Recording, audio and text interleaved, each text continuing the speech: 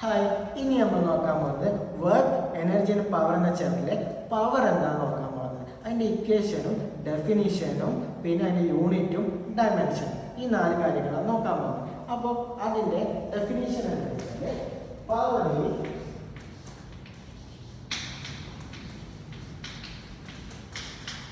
rate of work done.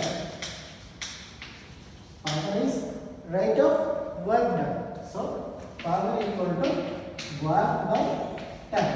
ഇനി ഇതിന് വേറെ ഒരു കറസ്പോണ്ടിങ് ആയിട്ട് വേറെ ഇക്വേഷൻ ഉണ്ട്. അത് ജസ്റ്റ് ഒന്ന് ഓർമ്മയിൽ വെച്ചാൽ power equal to force velocity.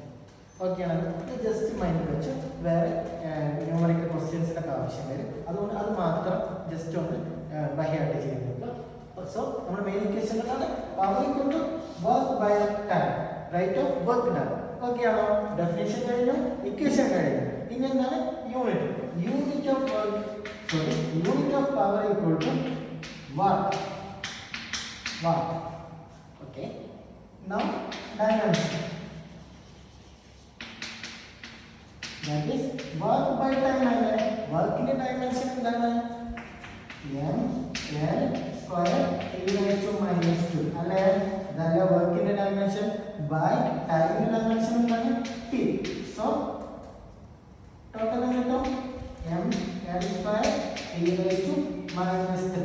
ഇതാണ് പവറിന്റെ ഡയമെൻഷൻ. സോ ഡെഫിനിഷൻ എന്താണ്? Power is rate of work done. Equation എന്താണ്? Power is work by time. So correct വേറെ ആൾട്ടർനേറ്റീവ് ആയിട്ടുള്ള ഇക്വേഷൻ കൊണ്ട് എന്താണ്? Power equal to F into velocity, force into velocity. Now unit എന്താണ്?